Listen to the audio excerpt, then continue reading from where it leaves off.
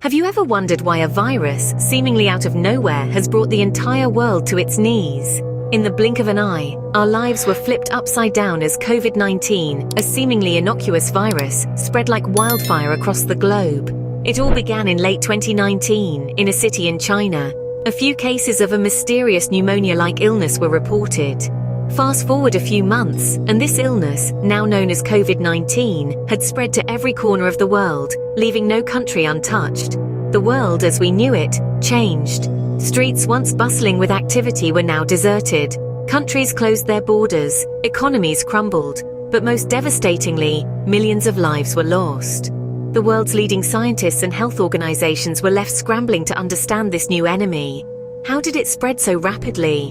Why was it so deadly? Was there a cure? But amidst the chaos, a more ominous question began to surface. Was this a natural occurrence, or was there something more sinister at play? We were told that the virus originated from a seafood market in Wuhan, China. But is it just a coincidence that Wuhan is also home to the Wuhan Institute of Virology, a lab known for its research on coronaviruses in bats? Is it a mere happenstance that a virus with such catastrophic potential emerged from the same city where such research is conducted? The official narrative was that the virus jumped from animals to humans, a zoonotic spillover. But as the world grappled with the virus, whispers of a different origin story began to circulate. Whispers of a lab leak, a manufactured virus, a planned pandemic. And so the theory was born. A theory that Covid-19 was not a natural occurrence but a tool for population control. A theory that suggested that the virus was deliberately unleashed upon the world. A theory that, if true, could change our understanding of the world we live in. But what if this was all part of a larger, more sinister plan? Population control. A chilling phrase that seems to be more at home in dystopian fiction than in our reality. Yet, some believe that it's a phrase that's become all too real in our current world. Today, we're diving into the conspiracy theory that suggests Covid-19 is not a wild accident of nature, but a tool for population control. Let's take a step back and look at history. There have been numerous instances where diseases have drastically affected populations. The Black Death in the 14th century wiped out around a third of Europe's population. The Spanish flu in the early 20th century claimed the lives of millions worldwide. These devastating events changed the course of history, and some argue that they were used as tools for population control. Fast forward to the 21st century. We find ourselves in the grip of a global pandemic, Covid-19. The virus, which burst onto the scene in late 2019, has since claimed millions of lives and has brought the world to a standstill. But could this virus be man-made? Could it have been intentionally spread? Some theorists argue that the virus was created in a lab and intentionally released as a way to control the world's population. They point to the rapid spread of the virus and its devastating impact on the elderly and those with underlying health conditions as evidence of a targeted approach. Of course, these theories are controversial and not widely accepted. Most scientists and health experts vehemently deny these claims, pointing to the natural origins of the virus and the lack of evidence supporting the idea of a deliberate release. Yet the conspiracy theories persist. For some, the idea of a population control plan is not so far-fetched. They point to the world's growing population, limited resources, and increasing inequality as reasons for a potential population control plan. Could this be a deliberate attempt to reshape the world as we know it? Stay tuned as we delve deeper into the evidence in our next segment. Conspiracies thrive in the shadow of doubt, fueled by seemingly innocuous pieces of evidence. In the case of Covid-19, these pieces of evidence start with its origins. The virus, officially named SARS-CoV-2, emerged in the city of Wuhan, China.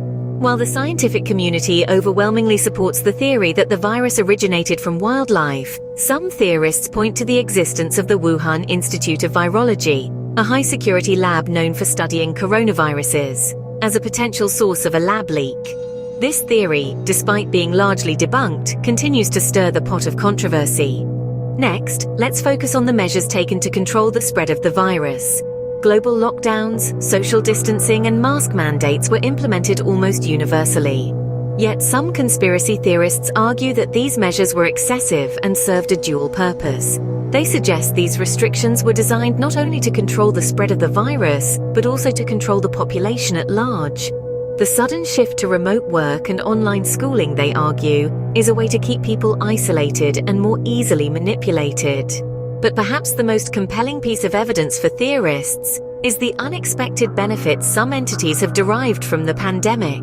Financial gains made by pharmaceutical companies, tech giants, and certain governments have been enormous. These theorists argue that the rapid development of vaccines, which typically take years to formulate, test, and approve, was suspiciously quick. They point to the huge profits made by pharmaceutical companies from these vaccines as evidence of a larger plot. The tech industry, too, has seen a surge in profits during the pandemic as people turn to digital platforms for work, education, and recreation.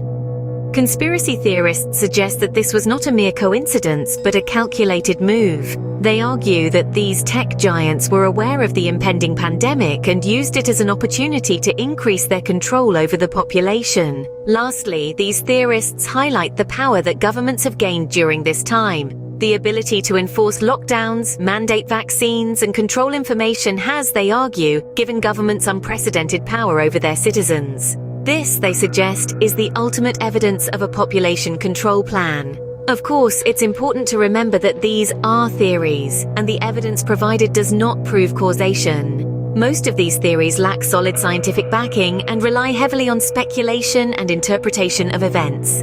Yet they continue to find believers because of the fear and uncertainty that the pandemic has caused. When you start connecting the dots, the picture becomes eerily clear.